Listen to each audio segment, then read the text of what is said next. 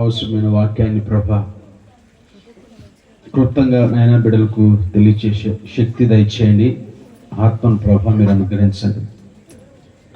ప్రతి ఆటంకము, ప్రతి అవరోధములు ప్రభా మీరు దూరపరిచి మీ పరిశుద్ధ నామమునకు మీరే మరింత మహిమ తెచ్చుకోనమని కోరుచు క్రీస్తు వారి పేట ప్రార్థించి అడిగి వేడుకుంటున్నాం తండ్రి.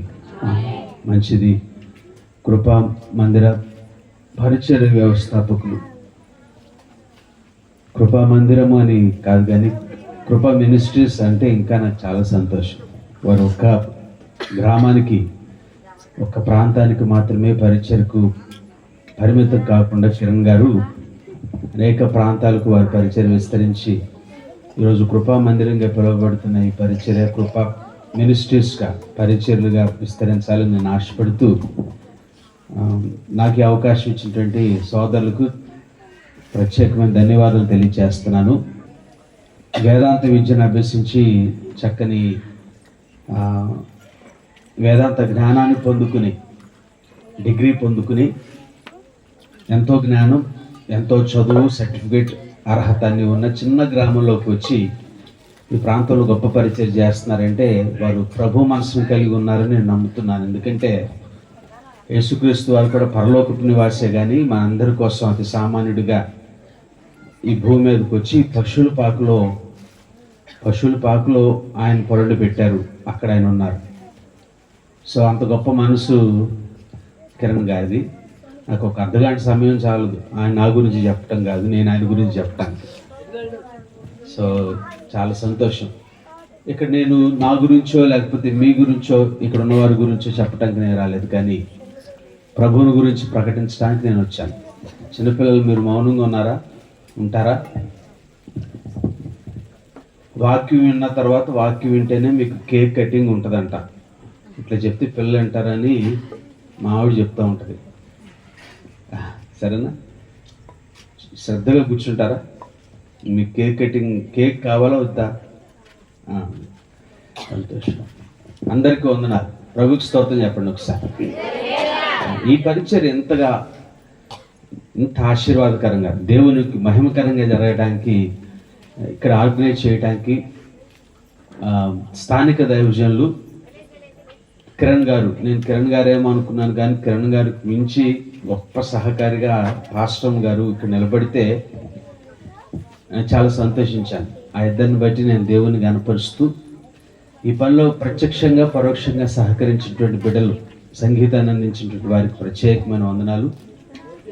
యవనస్తులకు, సంఘ బిడ్డలకు, అలాగే పిల్లలందరికీ వందనాలు. ప్రభు పనిలో, ప్రభు పరిచయంలో మీరందరూ సహకారులుగా ఉన్నారు. దేవుని పనికి సహకారులుగా ఉంటే ప్రభు పని విస్తరిస్తుంది, దేవుని రాజ్య విస్తరణ సాధ్యపడుతుంది. ఆమేన్. ఇంకా నాకు మాటలు వినిపిస్తున్నాయంటే, మాట్లాడే వాళ్ళకి ఏమైనా ప్రసంగం చేయాలనిపిస్తే ముందుకు రండి, నేను కూర్చుంటాను. సరేనా? ఇందాక మనం సందడి చేసాం, ఇప్పుడు సందేశాన్ని నిలబోతున్నాం. మంచి చాలా ప్రాముఖ్యంగా ఈ బిడ్డలందరినీ అప్రిషియేట్ చేయాలి. ఈ మధ్యకాలంలో చాలా ప్రాంతాలకు జరుగుతున్న క్రిస్మస్ ఈవెంట్స్కి వెళ్తూ ఉన్నాను, కానీ ఇంత చక్కగా పిల్లల్ని ఆర్గనైజ్ చేస్తూ వాళ్ళు చేస్తున్నటువంటి ఈ చిన్న బిడ్డల యొక్క కార్యక్రమం చాలా అభినందనీయం. ఎందుకంటే చాలా సంతోషం అది. సో నేనైతే చాలా ఆనందించాను, చాలా సంతోషించాను, ప్రభువుని కనపరిచాను. ఇప్పటి వరకు పాటల్లో ఆనందించాం, వింటున్నారా వాక్యం, పిల్లలు చేసే ఈవెంట్స్ కార్యక్రమాలు ఆనందించాం, ప్రతి విషయంలో సంతోషించిన మనం క్రీస్తు పుట్టుక గురించి సందేశాన్ని మనం వినబోతున్నాం కనుక ప్రభు సందేశం విషయంలో కూడా సంతోషంగా ఉండాలి. స్తోత్రం. కార్యక్రమాలు అంటే పాటలు ఉంటాయి, ఆటలు ఉంటాయి, బిడ్డలు చేసే నృత్యాలు ఉంటాయి, నాటికలు ఉంటాయి, గిఫ్ట్స్ ఉంటాయి, కేక్ ఉంటుంది, అన్నీ ఉంటుంది. ఇదంతా దేవుని పరిచయంలో ఒక భాగం. ఈ పనిలో సహకరించిన వారందరూ ఖచ్చితంగా దేవుని పొందుకుంటారు. వీటితో పాటు వీటికన్నా అత్యంత ప్రాముఖ్యమైనది దేవుని యొక్క సందేశం. స్తోత్రం చెప్పండి ఒకసారి. యేసుక్రీస్తు యొక్క పుట్టుకను గురించి వర్తమానం యేసు తండ్రి యేసేపు, తల్లి మరియా వాళ్ళకు వచ్చింది.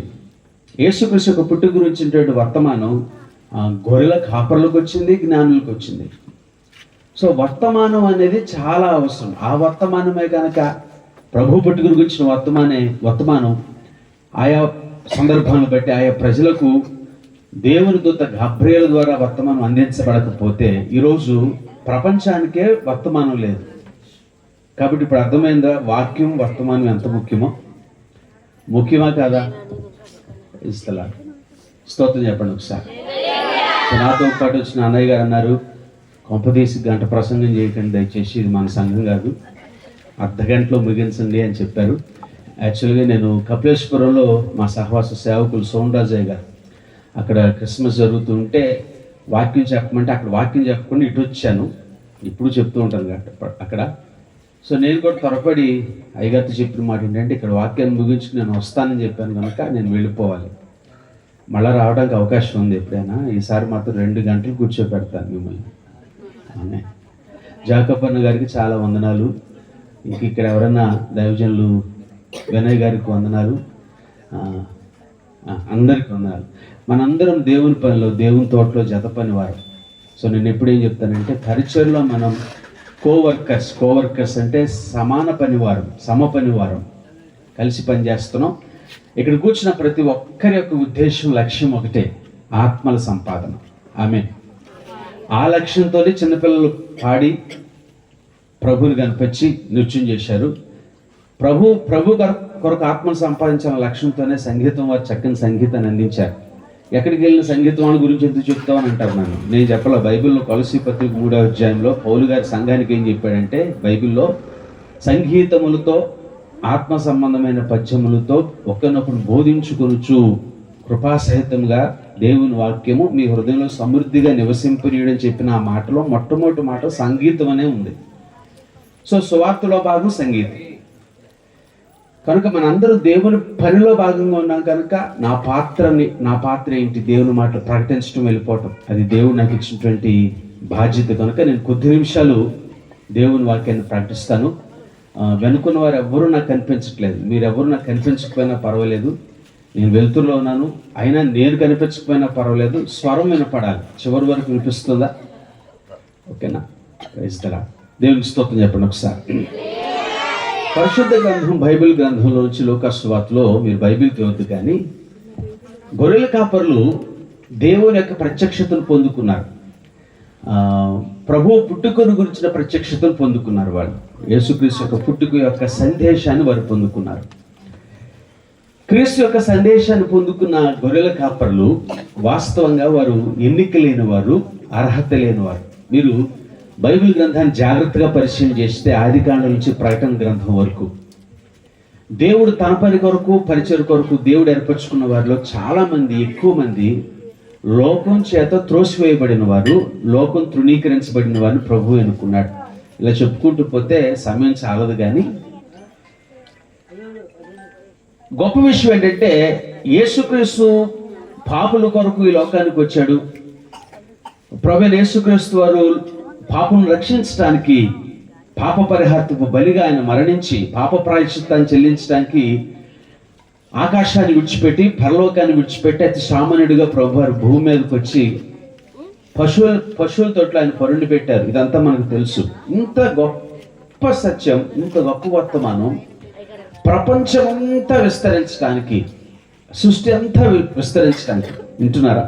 క్రీస్తు పుట్టుక యొక్క సందేశం ప్రపంచ నలుమూలలా విస్తరించడానికి, క్రీస్తు పుట్టుక యొక్క సందేశాన్ని మొట్టమొదటిగా పొందుకున్న గొప్ప వ్యక్తులు ఎవరంటే, క్రీస్తు పుట్టుక యొక్క వర్తమానాన్ని పొందుకున్న వారు గొర్రెల కాపరులు.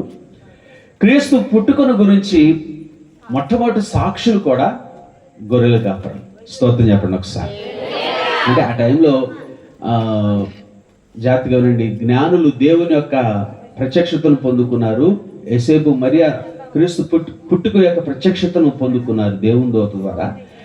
కానీ క్రీస్తు పుట్టుక యొక్క సందేశాన్ని ప్రపంచానికి తీసుకుని వెళ్ళటంలో మొట్టమొదటి సాక్షులు ఎవరు అంటే గొర్రెల కాపరులు. ఆమేన్. సో దేవుడు ఎవరిని ఏర్పరచుకున్నాడు? అతి సామాన్యులు, అనాగరికులు, అజ్ఞానులు, జ్ఞానం లేని వారిని ప్రభు తన పుట్టుక యొక్క సమాచారాన్ని ప్రపంచానికి తెలియచేయడానికి ఎన్నిక లేని వారిని దేవుడు ఏర్పరచుకున్నారు. ఇక్కడ చాలామంది బిడ్డలు మీరు అటు చూస్తున్నారు, అవునా? ఆ డ్రెస్ నాకేస్తే నా వైపు చూస్తారేమో. వీళ్ళు మీకు కేక్ వద్దా? మీరు అందరూ మీ టీచర్ గారిని పిలవనా, ఇందరు బాగా చెప్తున్నారా, వారు చెప్తుంటారేమో, ఇట్లా వేలు కూర్చుంటారా? వాళ్ళ మీద ద్వేషం కోపం లేదు, కానీ కొంచెం ఇబ్బందికరంగా ఉన్నారు. అది బిడ్డల యొక్క నైజం కనుక వారిని ప్రేమతోనే గద్దించాం. అట్లాగే మీరు చివరి వరకు ఉండండి. ఇంకా మీకు ప్రపంచం ఇంక ఎప్పటికి మీకు కనపడండి, ఇక వచ్చే సంవత్సరం వరకు. లేదంటారా మీరు 3 గంటలు కూర్చోబెడతాం మిమ్మల్ని ఎక్కడన్నా. నా సంగతి మా సంఘ పెద్దకి తెలుసు, డాక్టర్ గారికి. స్తోత్రం చెప్పండి ఒకసారి.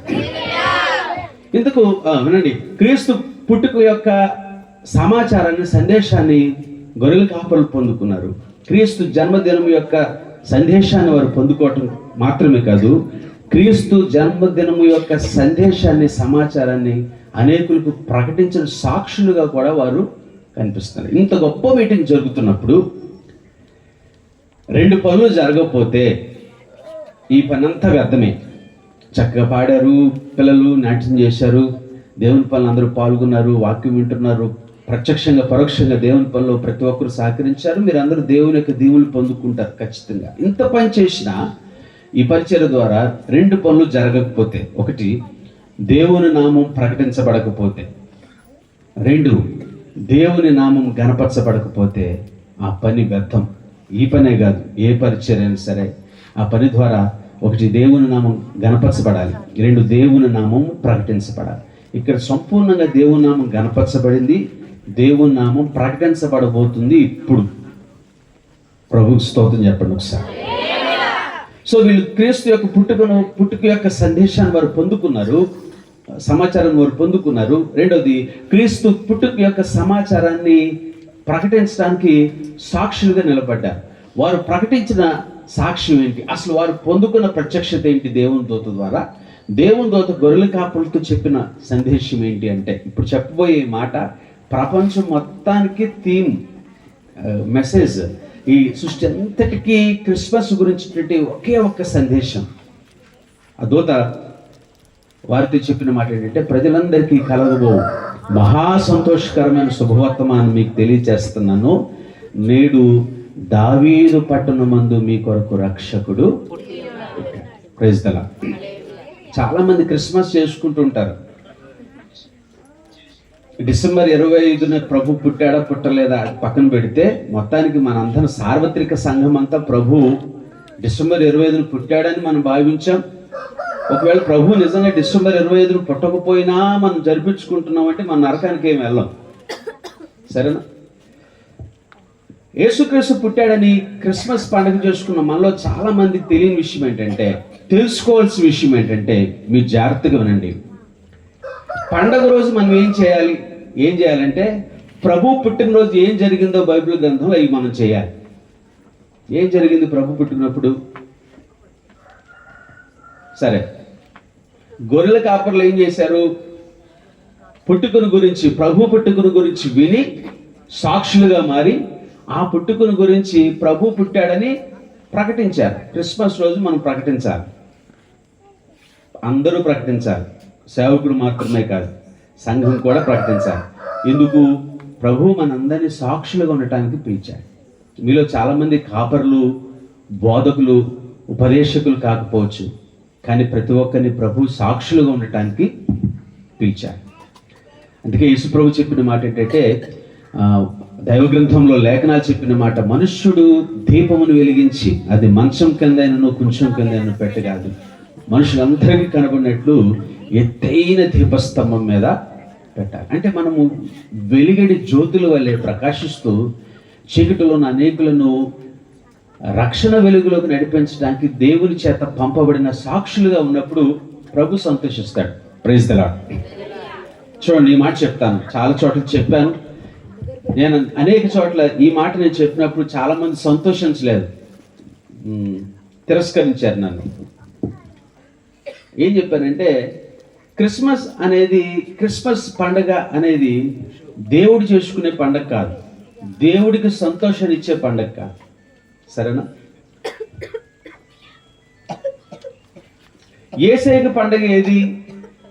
ఇప్పుడు మన సంతోషం కోసం మనం చేసుకున్న పండగ అది మానానందం కోసం. కానీ ప్రభువుకు పండగ ఏది? ప్రభువుకు సంతోషం ఏది? ఒక పాపి మారు మనసు పొందితే పరలోకంలో గొప్ప పండగ. హల్లెలూయా. భూమి మీద పండగ క్రిస్మస్ పండగ. యేసు ప్రభువు పరలోకంలో క్రిస్మస్ పండగ చేయడు. చేస్తాడా? ప్రతి క్షణం పరలోకంలో జరిగే పండుగ ఏంటో తెలుసా? బైబిల్లో ఉన్న మాట వినండి జాగ్రత్తగా. 99 మంది నీతిమంతుల విషయంలో కలుగు సంతోషం కన్నా ఒక పాపి మారు మనసు పొందితే పరలోకంలో సంతోషం అధికం. ఆమేన్. రోజుకి ప్రపంచంలో వందలాది మంది రక్షణ పొందుతున్నారు అనుకోండి. ఈ వందల మంది రక్షణ పొందుతున్న ఈ ప్రక్రియలో ఒక్కొక్క వ్యక్తి, ఒక్కొక్క పాపి రక్షణ పొంది దేవుని తెలుసుకున్న సందర్భాన్ని బట్టి, ఒక్కొక్క వ్యక్తిని బట్టి దేవుడు ప్రతిరోజు పండగ చేసుకుంటాడు పరలోకంలో. మనం ఏం చేస్తున్నాం? మన సంతోషం కోసం మనం పండుగ చేసుకుంటున్నాం. కానీ దేవుడికి ఇష్టమైన పండుగ ఏంటో, దేవుడికి సంతోషం ఏంటో మనం తెలుసుకోలేకపోతున్నాం. కానీ ఇక్కడ జరిగిన కార్యక్రమాలన్నిటిని బట్టి దేవుడు సంతోషించాడు. నేను చాలా సంతోషించాను. నాకు ఎందుకు ఆ చెట్టు అడ్డు వస్తుంది, కాస్త ముందుకు వచ్చి కూర్చుందామంటే నన్ను నా షూట్ని చూసి ఏదో చూడరేమోనని ముందుకు రావట్లేదు. నేను అందం కోసం కాదు కానీ చలి కోసం వేసుకున్నాను. గత 2 నెలల క్రితం నాకు మేజర్ యాక్సిడెంట్ జరిగి రోడ్డు మీద నాకు చెయ్యి విరిగితే హాస్పిటల్లో దేవుడు కృప చూపారు. ఆపరేషన్ జరిగింది. ఆ రోజు ఇక్కడికి రావాల్సినప్పుడు మీటింగ్లు జరిగినాయి, ఇక్కడ రాలేకపోయాను. సో రేపు ఇక్కడ వాక్యం అనగా నేను ముందు రోజు నేను హాస్పిటల్లో ఆపరేషన్ చేయించుకుని హాస్పిటల్లో ఉన్నాను. ప్రభు నాకు చక్కని ఆరోగ్యాన్ని, క్షేమాన్ని ఇచ్చారు. మీ ముందుకు రావడానికి దేవుడు కృపలో నన్ను సజీవుడిగా ఉంచాడు. నేను ప్రభువుని ఎంతో స్తుతిస్తున్నాను. యేసుకి స్తోత్రం చెప్పండి ఒకసారి. హల్లెలూయా. 4 మాటలు నేను వివరించను కానీ చెప్పి నా సందేశాన్ని ముగిస్తాను. ఒక్కొక్క మాట వివరణాత్మకంగా నేను ప్రకటిస్తే 1 గంట ప్రసంగంగా ఉంటుంది కనుక ప్రసంగానికన్నా గొప్ప విషయం ఏంటంటే పాటలే ప్రసంగంగా, బిడలు చేసిన నాట్యమే సువార్తగా, వారు పాడిన పాటలే సత్య సువార్తగా. ఇక్కడ జరిగిన ప్రతి కార్యక్రమం ప్రభువుని గురించి, ప్రభు రక్షణ గురించి ఇప్పటి వరకు ప్రతి కార్యక్రమం ద్వారా ప్రకటించబడుతుంది. యేసయ్య గురించి 4 మాటలు ఇది కట్టే కొట్టే తెచ్చే అన్నట్టుగా 2 మాటలు చెప్పేసి వెళ్ళిపోవాలి. సోండస్ గారు ఫోన్ చేసి ఉన్నారంటే, వస్తున్నావా నువ్వు, అటు నుంచి అటు వెళ్ళిపోతావా పామర్ మీద నుంచి అని. వాస్తవానికి అటు నుంచి అటు వెళ్ళిపోదాం అనుకుని ఈ రోడ్లు భరించలేక అయ్యగారు చెప్పారు కాబట్టి నేను వెళ్ళాలి కనుక నేను 4 మాటలు చెప్తాను. ప్రజలందరికీ దేవునితో చెప్పిన మాట, ప్రజలందరికీ కలగబో గొప్ప సంతోషకరమైన వర్తమానం ఏంటి? రక్షకుడు మీ కొరకు పుట్టాడు. స్తోత్రం చెప్పండి ఒకసారి. చాలా మంది క్రైస్తవులు టీవీలు చూస్తూ, టీవీలో ప్రసంగాలు చూస్తూ సువార్తను వింటారు. సువార్తతో పాటు గాస్పెల్తో పాటు ప్రాస్పెరిటీ గాస్పెల్ కూడా వింటారు. ప్రాస్పెరిటీ గాస్పెల్ అంటే ఏంటి? ఆశీర్వాదాల గురించినటువంటి బోధలు. అవునా? నేను పుట్టిన తర్వాత మా విశ్వాసులు ఎవరైనా ఆశీర్వాదాలు పొందాలి అని అంటే, రోగాలు పోయి వాళ్ళు స్వస్థతలు పొందాలంటే వాళ్ళ కోసం నేను ప్రార్థన చేశానే కానీ బోధలు చేయాల. ప్రార్థన చేసుకోమని చెప్పాను, బలహీనతలో ఉన్న వారి కొరకు, రోగుల కొరకు ప్రార్థన చేశాను కానీ బోధ చేయాల. బోధ అనేది కేవలం రక్షణ గురించి మాత్రమే చేశారు. కానీ కొంతమంది ఏం చేస్తారంటే, మీ రోగం పోవాలంటే మా దగ్గరికి రండి, మీ గడ్డలు కరిగిపోవాలంటే మా దగ్గరికి రండి, మీ బాధలు పోవాలంటే మా దగ్గరికి రండి అంటున్నారు. కానీ ఒక్కళ్ళు కూడా ప్రభు దగ్గరికి వెళ్ళండి అని చెప్పట్లేదు. స్తోత్రం చెప్పండి ఒకసారి. యేసుక్రీస్తు పుట్టినప్పుడు ప్రపంచమంతటికి ఒకే ఒక్క సందేశం ప్రకటించబడింది. ఈ ప్రపంచంలో ఉన్న వారందరికీ ప్రకటించబడిన ఏకైక సందేశం ఏంటి? రక్షణ సందేశం. చెప్పాలి, రక్షణ సందేశం. యేసుక్రీస్తు ఎందుకు పుట్టాడు? ఒక వ్యక్తి అంటాడు, ప్రభు రోగాలను బాగు చేయడానికి వచ్చాడు అని ఒక ఆయన చెప్తున్నాడు, ఒక దైవజనుడు. ఇంకొక ఆయన అంటాడు, నెమ్మది ఇవ్వటానికి వచ్చాడు అని అంటారు. కొంతమంది దయ్యాలు పోగొట్టడానికి ప్రభు ఈ భూమి మీదకి వచ్చాడు. మరి కొందరు భౌతిక సంబంధమైన ఆశీర్వాదాలు, దీవెనలు ఇవ్వడానికి ఈ భూమి మీదకు యేసే వచ్చాడు అని కొంతమంది చెప్తారు. అసలు యేసే ఎందుకు వచ్చాడంటే ఇది కాదు. ఓకేనా? ప్రభు అద్భుతాలు చేయలేదా? స్వస్థతలు చేయలేదా? కార్యాలు చేయలేదా? ఇవన్నీ చేశాడు. ఇవన్నీ సువార్తలో ఒక భాగం, పరిచర్యలో ఒక భాగమే. కానీ ప్రభు పుట్టుకకు ఉద్దేశం ఇవి కాదు. ప్రభు పుట్టుకకు ఉద్దేశం ఏంటి అంటే మానవాళికి రక్షణను తీసుకురావటమే యేసుక్రీస్తు పుట్టుక యొక్క ఉద్దేశం. మరి మీరు ఎంతమంది రక్షణ పొందారు? మీరు ఎంతమంది రక్షణ పొందారంటే ఏదో ఎంతమంది తప్పు చేశారంటే సిగ్గుపడతారుగా, చేయెత్తకుండా అటు ఒక్కొక్కరు చేయి చూపిస్తున్నారు. అందరూ రక్షణ పొందారా? ప్రపంచమంతా ప్రభు రాకడకు మునుపు, ప్రభు వచ్చే ముందు అందరూ రక్షణ పొందితే దేవుని ప్రణాళిక సంపూర్ణమైనట్టు. మనం రక్షణ పొందకుండా ఉంటే ప్రభు ప్రణాళిక మన పట్ల సంపూర్ణం కానట్లే. ఎందుకంటే బైబిల్లో చెప్పిన మాట ఏంటంటే, దేవుని వాక్యం ఏం చెప్తుందంటే అందరూ అంతటా మారు మనసు పొందారు. ఇక్కడ కూర్చున్న చాలా మందిలో కుటుంబం అంతా రక్షణ పొందారు అని నేను అనుకోను. నేను చాలా చోట్ల అడుగుతాను, మీ కుటుంబం అంతా రక్షణ పొందారా? కుటుంబం అంతా రక్షణ పొందిన వారు మీ చేయి చూపించింది అంటే ఎవరు చేయి చూపించరు. ఎందుకంటే భర్త మారు మనసు పొందితే కొన్ని కుటుంబాల భార్య మారు మనసు పొందదు. భార్యాభర్తలు తల్లిదండ్రులు మారు మనసు పొందితే బిడ్డలు మారు మనసు పొందిన కుటుంబాలు కొన్ని ఉంటాయి. బిడ్డలు మారు మనసు పొందితే తల్లిదండ్రులు మారు మనసు పొందిన కుటుంబాలు ఉంటాయి. దేవుని సంతోషం ఏంటంటే 99 మంది నీతిమంతుల విషయంలో కలుగు సంతోషం కన్నా ఒక పాపి మారు మనసు పొందితే యేసేకి ఎంతో సంతోషం. ఇక్కడ కూర్చున్న మీరు అందరూ ఈ కుడికి వచ్చి, బైబిల్లో లూదియా అనే దైవభక్తి కలిగిన స్త్రీ ఒక ఆమె ఉందంట. ఆమె ఒక్కదే వచ్చింది భక్తుడు చెప్పే ప్రసంగం వినడానికి, దేవుడి మాటలు వినడానికి. ఆమె రక్షణ పొందిన తర్వాత ఆమెతో పాటు ఆమె కుటుంబం అంతా రక్షణ పొందారు. స్తోత్రం. ఇక్కడికి వచ్చిన స్త్రీల్లో మీరు కూడా దైవభక్తి కలిగిన స్త్రీ అని మీరు కూడా కొనియాడబడాలంటే లూదియా దైవభక్తి కలిగి తన కుటుంబాన్ని ఎలా రక్షించుకుందో, కుటుంబం అంతటిని మీరు కూడా కుటుంబాన్ని రక్షించుకోగలిగినప్పుడు ప్రభు మిమ్మల్ని కూడా పిలుస్తాడు. కానీ నాకు తెలిసింది ఆ దైవభక్తి కలిగిన స్త్రీలు చాలా తక్కువగా ఉన్నారు. అందరూ అంతటా రక్షణ మారుమనసు పొందటమే దేవుని యొక్క గొప్ప ప్రణాళిక. కనుక నిజమైన క్రిస్మస్, నిజమైన ఆనందం ఏంటంటే అందరూ మారు మనసు పొందాలి. ఆమేన్. Praise the Lord. మీరేంటి వేలు తీసేశారు? పోన్లే.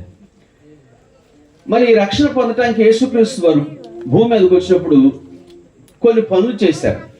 యేసే జీవితం అంటే యేసే బ్రతికిన కాలంలో ప్రభు మన కోసం రక్షణ అనుగ్రహించడానికి యేసుక్రీస్తు వారు చేసిన 4 పనులు ఏంటనేది మీకు చెప్పి నేను ముగించి ఇక్కడి నుంచి వెళ్తాను.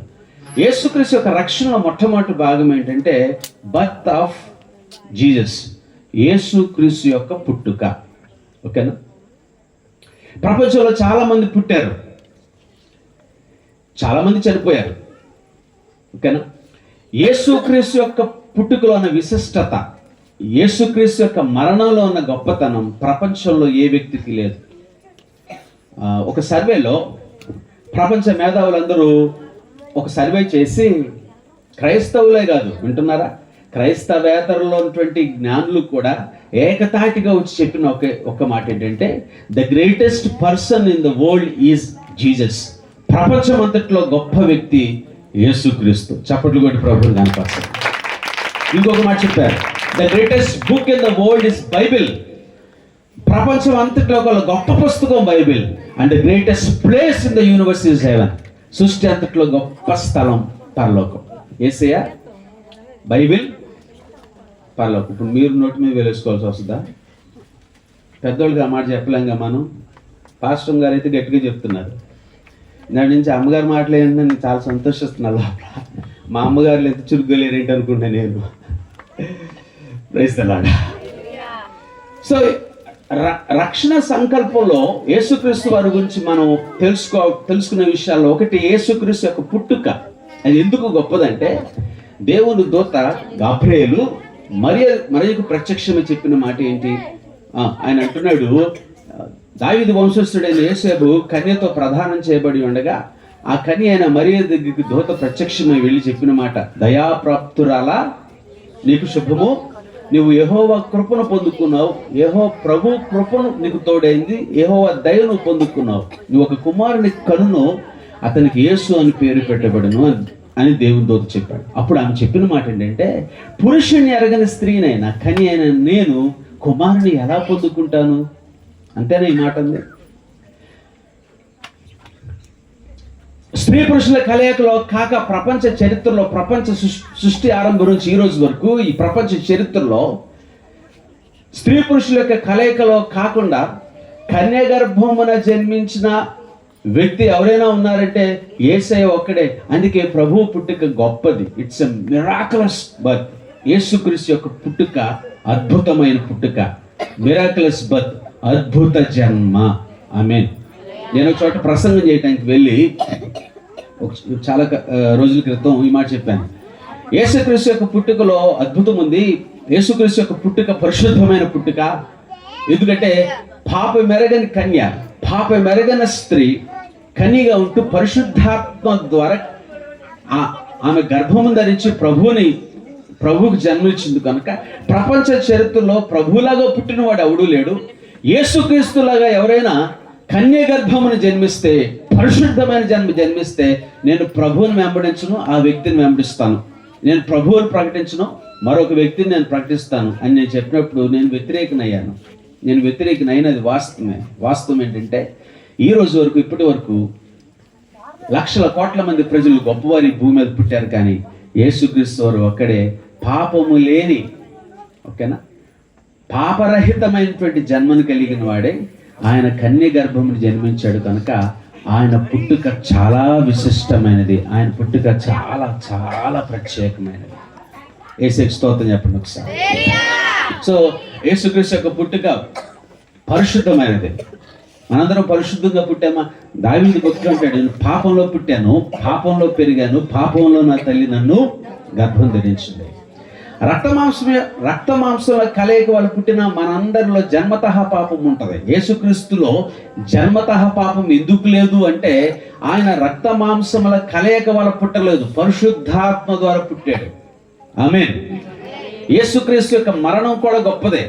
4 మాటలు చెప్పాగా, ఒకటి అయిపోయింది ప్రభు పుట్టుక, బర్త్ ఆఫ్ జీసస్.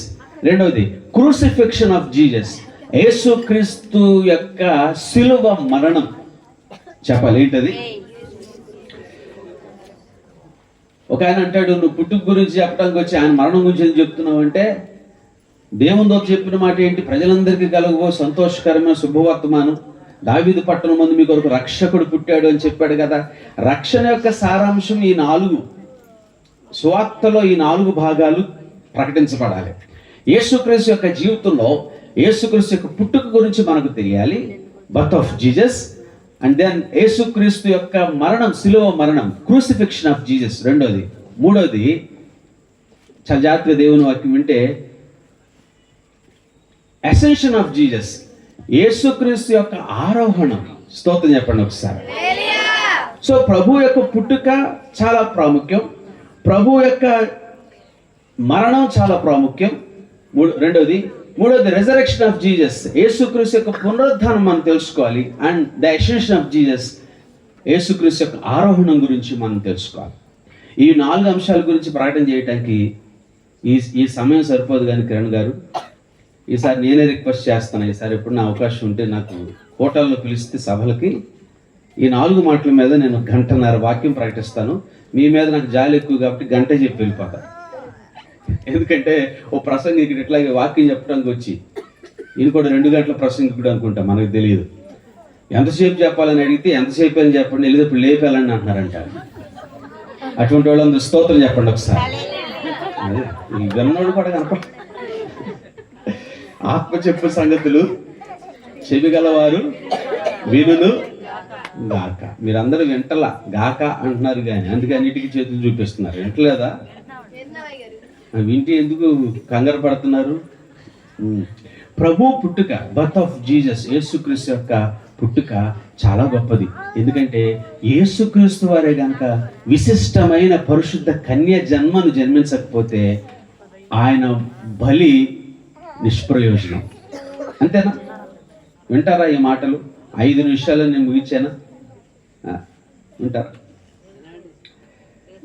యేసుక్రీస్తు వారు కన్య గర్భాన జన్మించకపోతే, ఆయన పుట్టుకలో ఆయన పుట్టుక పరిశుద్ధమైన పుట్టుక కాకపోతే, మనవలే ఆయన జన్మతః పాపంతో కనుక జన్మించుంటే, పాపంతో పుట్టిన వ్యక్తి పాపిని క్షమించలేడు, పాపి కొరకు ప్రాణం పెట్టలేడు. అవునా కదా? ఇప్పుడు యేసుక్రీస్తు వారు కాకుండా ప్రపంచంలో మరొక వ్యక్తి ఎవరైనా కానీ యేసు వల్లే పాపరహితుడిగా కన్య గర్భమున జన్మిస్తే ఆయన పుట్టుక కూడా అవసరమే, ఆయన పుట్టుక రక్షణకు ప్రాధాన్యమే. కానీ అలా పుట్టినవాడు ఎవరు? Praise the lord. బైబిల్లో ఓ వ్యభిచారం చేస్తుండగా ఒక ఆమె పట్టబడింది. వినండి జాగ్రత్తగా. ఆమెను పెద్దలందరూ తీసుకొచ్చి ఏం చేశారు? ప్రభు ఎదుట నిలబెట్టి, అయ్యా ఈమె పాపం చేస్తుండగా ఈమెను మేము పట్టుకున్నాం, పట్టబడింది.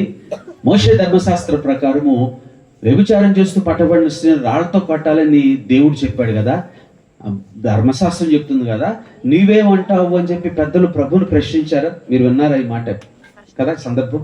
యేసు ప్రభు చెప్పిన మాట ఏంటి? జవాబుగా, మీలో పాపం చేయని వారు ఎవరిని ఉంటే ఆమెను రాయితో కొట్టున్నాను అని చెప్పారు. అప్పుడు చిన్నలు మొదలుకుని పెద్దల వరకు రాళ్ళు విడిచిపెట్టి వెళ్ళిపోయారు. కొంతమంది కొత్త సిద్ధాంతం ఏంటంటే చిన్నపిల్లల పాపం ఉండదు అంటారు. చిన్నపిల్లల పాపం ఉండదు అంటే క్రియాఫలంగా క్రియారూపమైన పాపం ఉండకపోయినా జన్మతః పాపం ప్రతి ఒక్కరికి ఉంటుంది. అందుకే పాపం చేయని వారు ఆమెను కొట్టండి ప్రభు చెప్పగానే చిన్నపిల్లలు కూడా ఏం చేశారు? అక్కడ ఉన్న మాట చిన్నలు మొదలుకొని పెద్దల వరకు అందరూ రాళ్ళు విడిచిపెట్టి వెళ్ళిపోయారు. ప్రభు చెప్పిన మాట ఏంటంటే, మీలో పాపం లేకపోతే ఆమె శిక్షించండి అన్నాడు. ఒక వ్యక్తిని శిక్షించడానికైనా, ఒక వ్యక్తిని క్షమించడానికైనా, క్షమించడానికి ఆ వ్యక్తి కలిగి ఉండవలసిన అర్హత ఏంటంటే పాపం లేనివాడుగా ఉండాలి. అలా పాపం లేకుండా పుట్టింది ఎవరు? యేసుక్రీస్తు వారు. కనుక యేసుక్రీస్తు వారు మానవాళిని రక్షించడానికి, మానవాళిని శిక్షించడానికి ఆయన అర్హత కలిగిన వాడు. అందుకే రక్షించడానికి రక్షణ మార్గంగా యేసుక్రీస్తు వారు ప్రాణం పెట్టాడు. ఆయన అంగీకరించిన వారిని శిక్షించడానికి యేసు ప్రభువు నరకాన్ని కూడా సిద్ధంగా ఉంచాడు. మీలో ఎంతమందికి నరకానికి వెళ్ళాలని ఆశపడుతున్నారు? స్తోత్రం చెప్పినటువంటి వాళ్ళందరూ పోన్లు వింటున్నారులే. మీరు ఎంతమంది చచ్చిపోవటానికి ఇష్టపడుతున్నారు? కుడిహాసం చూపించండి, నిజంగా చెప్పండి. ఒకరికైనా విసుగు వచ్చిందా జీవితం మీద? మీకు గొప్ప మాట చెప్పారు. చచ్చిపోకుండా ఎవరు పరలోకానికి వెళ్ళరుగా. ఒకరోజు ఒక యవనస్తుడు, వింటున్నారా, ఒక షర్ట్ మీద రెడ్ వైట్ షర్ట్ మీద బ్లాక్ లెటర్స్తో రాస్తుంది. ఒక యవనస్తుడు షర్ట్ నేను చూశాను, ఇట్లా ఆరాగా చూశాను. ఆ షర్ట్ మీద ఏం రాస్తుందంటే, everybody wants to go to heaven but they doesn't want to die అని రాస్తుంది. ఓకేనా? తెలుగులో దాన్ని తర్జుమా చేసుకుందాం. ఆ షర్ట్ మీద ఉన్న మాట ఏంటి? తెలుగులో చెప్తున్నాను. ప్రతి ఒక్కరికి పరలోకానికి వెళ్ళాలని ఉంటుంది, కానీ చచ్చిపోవటానికి ఇష్టపడరు. మరి చచ్చిపోకపోతే పరలోకానికో నరకానికో వెళ్ళరు కదా. ఈ పండగ పూట మమ్మల్ని సాగమని అంటున్న ఈ పాస్టర్ గారిని ఇంకొకసారి తీసుకొస్తే పండగ కానుక మేము ఇవ్వం కదా, అడుగు కూడా పెట్టను. స్తోత్రం చెప్పండి అటువంటి వాళ్ళందరూ. వెనక మాట ముందు మాట వెనకంటాను, లేనిపోయిన జాగ్రత్తగా కొనాలి. మీరు నాతో చాలా ప్రమాదం. నవ్వుతారు గప్పుకుని మిమ్మల్ని చూసి. మీరు సిగ్గుపడకూడదంటే దేవుడి మాటలు వినాలి జాగ్రత్తగా. యేసుక్రీస్తు, బర్త్ ఆఫ్ క్రైస్ట్, క్రీస్తు పుట్టుక గొప్పది. And then crucifixion of Jesus, యేసుక్రీస్తు యొక్క మరణం గురించి కూడా తెలుసుకోవాలి. పాపను రక్షించడానికి, పాపమును పరిహరించడానికి యేసుక్రీస్తు వారి శిలువలో ప్రాణం పెట్టాడు. సో యేసుక్రీస్తు యొక్క మరణం ప్రపంచానికి ఏం తీసుకొస్తుంది? రెడెంప్షన్ అంటారు, విడుదల. ఇప్పుడు ప్రపంచం అంతా హైందవ ధర్మశాస్త్రంలో హిందువులుగా లేకపోతే క్రైస్తవులుగా, హిందువులుగా ఎవరైనా కానీ భారతదేశంలో ఉన్న వాళ్ళందరూ కూడా జంతువులను బలిస్తారు. నేను హిందువులు క్రైస్తవులని నేను వేరుగా మాట్లాడట్లేదు, ఓకేనా? మతం గురించి మాట్లాడట్లా. నేను మతం గురించి బోధించట. బైబిల్ ఎప్పుడూ కూడా మతాన్ని ప్రస్తావించలేదు. బైబిల్ గ్రంథం మత గ్రంథము కాదు, కానీ బైబిల్ గ్రంథం మనుషులు రాసిన గ్రంథం కాదు. ప్రపంచంలో చాలా గ్రంథాలు ఉన్నాయి, అన్ని గ్రంథాలు మనుషులు రాశారు, కానీ బైబిల్ గ్రంథాన్ని దేవుడు రాశాడు. ఆమె చెప్పండి ఒకసారి. ఈ బైబిల్ మతాన్ని బోధించదు. యేసుక్రీస్తు వారు మతాన్ని బోధించడానికి భూమి మీదకి రాలేదు. మత బోధకుడు కాదు, మత స్థాపకుడు కాదు. క్రైస్తవత్వం మతం కాదు. Christianity is not a religion, it's a way, మార్గం. సో ఎవరు అపార్థం చేసుకోవద్దు. ప్రపంచంలో చాలా మంది బలులు ఇస్తూ ఉంటారు. బలులు ఎందుకు ఇస్తారు? బలులు అనేవి బైబిల్ గ్రంథంలో మనకు తెలుసు, పాత నిబంధన గ్రంథంలో, ఓల్డ్ టెస్ట్మెంట్లో కూడా ఉంది. పాత నిబంధన గ్రంథంలో పాపం చేసిన వారు పాప పరిహారార్థం కోసం జంతువులను బలిచ్చారు, గొర్రెలు మేకలు ఇవన్నీ కూడా, ఎడ్లను. కానీ ప్రపంచం తెలుసుకోవాల్సిన విషయం ఏంటంటే తాత్కాలికమైన ఈ బలులు శాశ్వతమైన రక్షణను మానవాళికి అందించలేవు కనుక శాశ్వతమైన బలిగా శాశ్వత రక్షణ అనుగ్రహించడానికి యేసుక్రీస్తు వారే మనుష్య కుమారుడుగా ఈ భూమి మీదకి వచ్చాడు. ప్రభుకి స్తోత్రం చెప్పండి ఒకసారి. సర్వ పాప పరిహారార్థం రక్తపోషం ఆవశ్యకం, తద్రత పరమార్థ పుణ్యదాన బలియాగమని హిందూ వేదాల్లో ఉన్న ఈ వేదం యొక్క భావం ఏంటంటే లోకంలో ఉన్నవారందరూ పాపులే, వారి పాపం పరిహరించబడాలంటే నీతిమంతుడైన దేవుడి లోకానికి మనిషిగా పుట్టి ప్రాణం పెట్టాలని వేదం చెబుతుంది. వేదంలో ఉన్న వేద వాక్కు యొక్క నెరవేర్పు బైబిల్ గ్రంథంలో యేసుక్రీస్తు ద్వారా మనం చూస్తున్నాం. ఆమేన్. సో బర్త్ ఆఫ్ క్రైస్ట్, క్రీస్తు పుట్టుక ప్రాముఖ్యం. రెండోది క్రీస్తు యొక్క మరణం చాలా ప్రాముఖ్యం. ప్రభు పాపులమైన మనందరి కోసం ప్రాణం పెట్టాడు, రక్తం చిందించాడు పాప పరిహారార్థాన్ని ప్రభు శిలువలో. ఎందుకంటే ఆయన రక్తము మనలో ఉన్న జన్మతః కర్మతః పాపాలన్నీ కడిగి వేస్తూ ఉంటుంది. సో యేసు ఎందుకు చనిపోయాడు అనే విషయం మనం తెలుసుకోకపోతే, ప్రభు పుట్టుకను గురించి మనకు లేక ప్రభు మరణాన్ని గురించి మనకు గ్రహింపు అనేది లేకపోతే అది రక్షణ యొక్క సంపూర్ణ నిర్వచనం కాదు. కనుక రక్షణలో ఒకటి మనం తెలుసుకోవాల్సింది బర్త్ ఆఫ్ జీసస్, క్రీస్తు యొక్క పుట్టుక, and then crucifixion of Jesus, యేసుక్రీస్తు యొక్క శిలువ మరణం. సామాన్యమైన మరణం కాదు, ప్రభు మనందరి కోసం ఎంతో ప్రేమను కలిగి త్యాగపూరితంగా మన కోసం ప్రాణం పెట్టారు. యేసుక్రీస్తు మనల్ని ఎంతగా ప్రేమించారంటే బైబిల్ గ్రంథాన్ని ఆధారంగా చేసుకున్న భక్తులు చెప్తారు, ప్రాణం పెట్టే అంత ప్రేమ ప్రభు కలిగి ఉన్నారు మనందరి కోసం. ఆఖరి రక్తపు బొట్టు వరకు క్రీస్తు మన కోసం చెల్లించారు. మూడోది, చనిపోయిన యేసుక్రీస్తు వారు పునరుద్ధానుడయ్యాడు. బర్త్ ఆఫ్ జీసస్, ప్రభు పుట్టుక, క్రూసిఫిక్షన్ ఆఫ్ జీసస్, ప్రభు యొక్క శిలువ మరణం, and then resurrection of Jesus, యేసుక్రీస్తు యొక్క పునరుత్థానం. చాలా మంది సువార్త ప్రకటిస్తారు, సువార్తల గురించి చెప్తారు. సువార్త అంటే ఏంటో చాలా మంది తెలియకుండానే ముందుకెళ్తారు. ఒక చోట నేను సువార్త అంటే ఏంటని అడిగితే, మా ఊర్లో మా సంఘంలో ఒక ఆమె ఉందండి సువార్త అంటున్నారు, ఆమె పేరు చెప్తున్నారు. సువార్త అంటే మీ ఊర్లో ఉన్న పేర్లు కాదు. ఎందుకు సువార్త అంటే మంచి వార్త. ఏ పదానికైనా ముందు సు అని వచ్చిందంటే సు అంటే మంచిది, సుగుణ అంటే మంచి గుణము కలిగినది, సువర్ణరాజు గారు అంటే మంచి గుణం కలిగిన వ్యక్తి. సువార్తమ్మ అంటే సువార్తమ్మ అని పేరులో ఉంది కానీ నీవు ఎప్పుడు సువార్త చెప్పదు.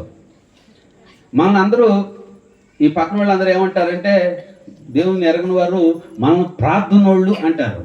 పాపం మనం ప్రార్థనోళ్ళు అంటారు కానీ వాళ్ళకి తెలియని విషయం ఏంటంటే మనం పేరుకు ప్రార్థన పరులుగా పిలువబడుతున్నాం కానీ జీవితంలో ప్రార్థన ఉండదు మనలో. నేతి బీరకాయ అంటారు, దానిలో నెయ్యి లేనట్టు. మీ ఊర్లో ఎక్కడైనా నేతి బీరకాయలో నెయ్యి ఉంటుందా? మా ఊర్లో, మరి పాకిస్తాన్లో, మరి ఎందుకు పెట్టారు ఆ పేరు? మనలాంటి చూసి పెట్టారు. మనలో కూడా ప్రార్థనలు అంటారు కానీ మనలో ఏముండదు, ప్రార్థన ఉండదు. కనుక మనము నిజమైన ప్రార్థనా పరులుగా ఉండాలి. Praise the lord. యేసు మరణించి పునరుద్ధానుడే తిరిగి లేచాడు. సువార్త గురించి చెప్తున్నా. సువార్త అంటే ఏంటి? సువార్త అంటే పౌలు భక్తుడు కొరింథీ సంఘానికి లేఖ రాస్తూ చెప్పిన మాట ఏమన్నాడు తెలుసా? లేఖనముల ప్రకారం క్రీస్తు మన పాపం నిమిత్తం మృతి పొందెను. వినండి, లేఖనముల ప్రకారం క్రీస్తు మరణించాడు. లేఖనముల ప్రకారం according to the scripture he died and resurrected. యేసుక్రీస్తు లేఖనానుసారంగా లేఖనాల ప్రకారం పాపులమైన మన కోసం మరణించి సమాధి చేయబడి తిరిగి పునరుద్ధానుడై తిరిగి లేచాడు. ప్రపంచంలో మరణాన్ని జయించిన ఒకే ఒక్క వ్యక్తి ఎవరు అంటే యేసుక్రీస్తు వారు. ఈ మాట చెప్పేసిన తర్వాత మీరు ఉండమన్నా నేను ఉండను, నాకు ఎందుకంటే నాకు పెట్టాల్సిన గాలిని ముందే పెట్టేశారు.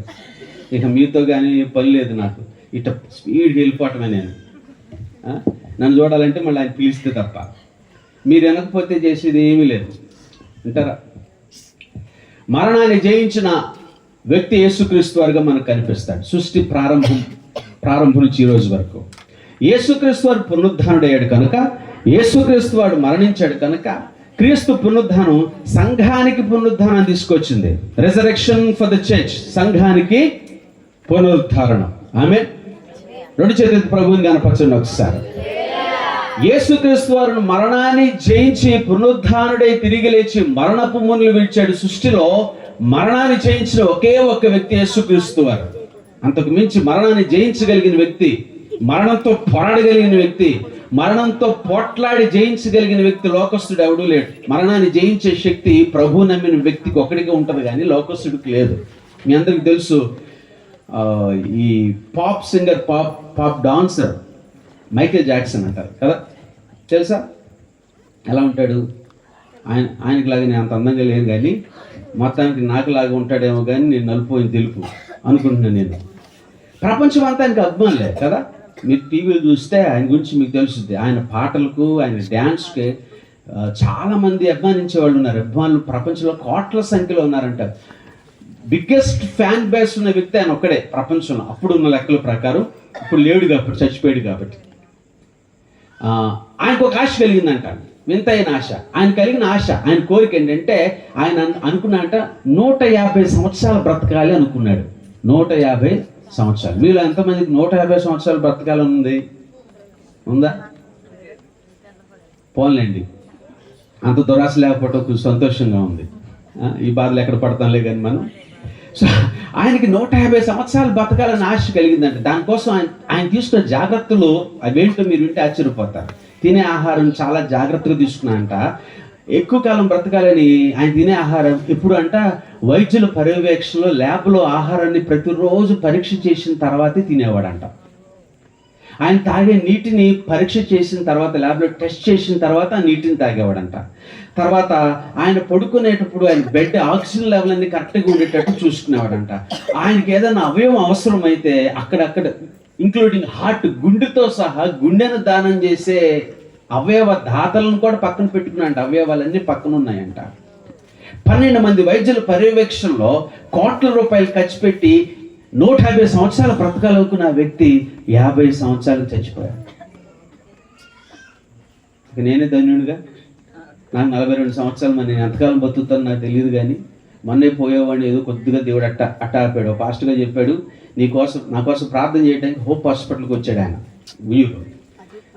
అక్కడ ఎందుకో బాగా మొద్దులో ఉండి నేనేం మాట్లాడుతున్నా నాకు అర్థం కాలేదు, వెళ్ళిపోండి అన్న అంట ఆయన బయటికి. ఆయన వెళ్ళిపోయాడు పాపం. కానీ ఇంటికి వచ్చాడు రెండోసారి.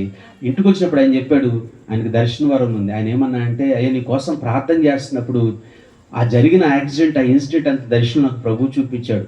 నువ్వు బండి మీద పడిపోవటంతో, కారు కొడటంతో, నీ చేయి ఎరగటంతోనే మరణదోత నీ వెనకాలే నిలబడింది, కానీ ప్రభు క్షణంలో తప్పించాడు. ప్రభు నాకు చూపించాడని చెప్పాడు. స్తోత్రం.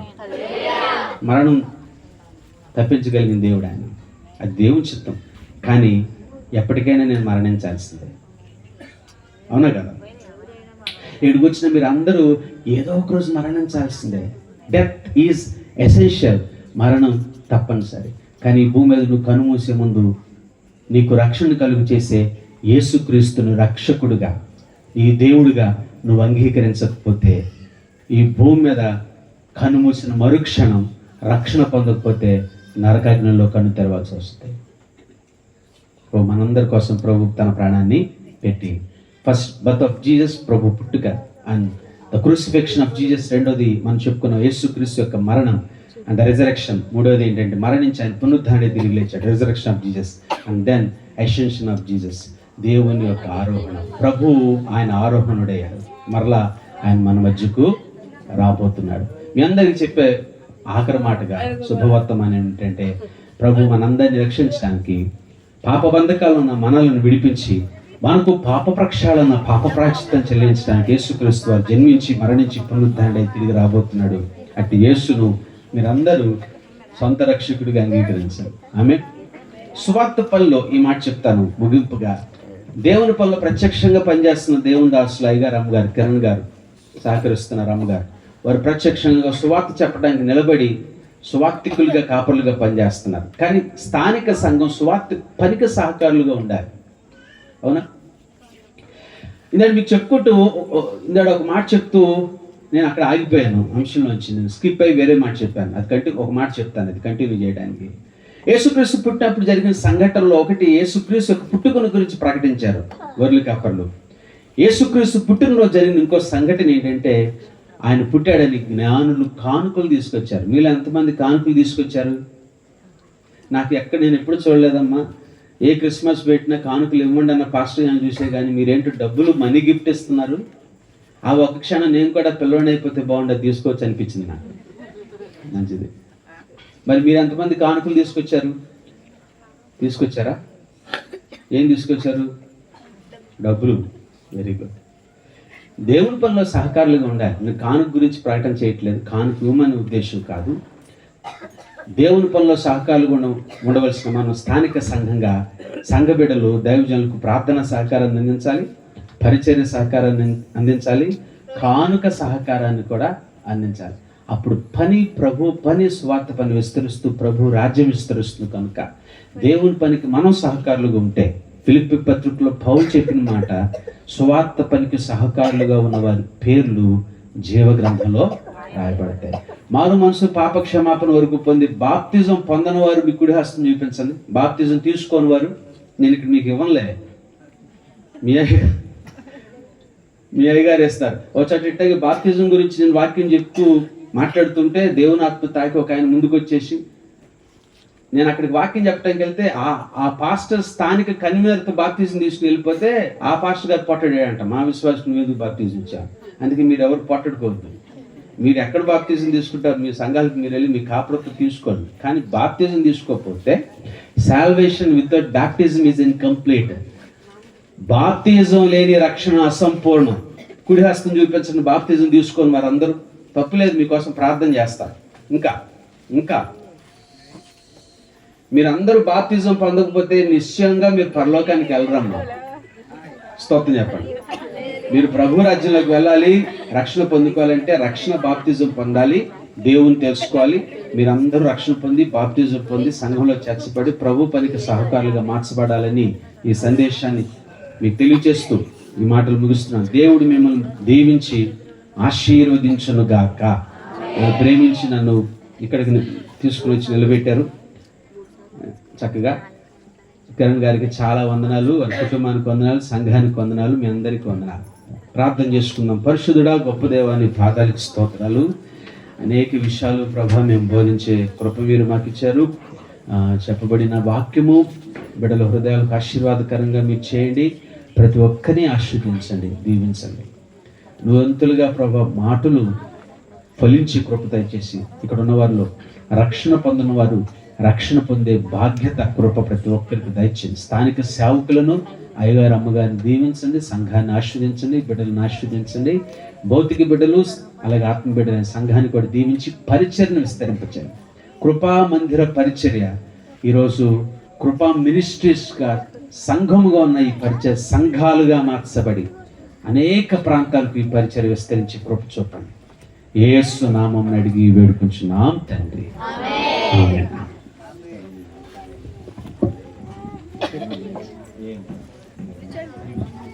హల్లెలూయా, హల్లెలూయా.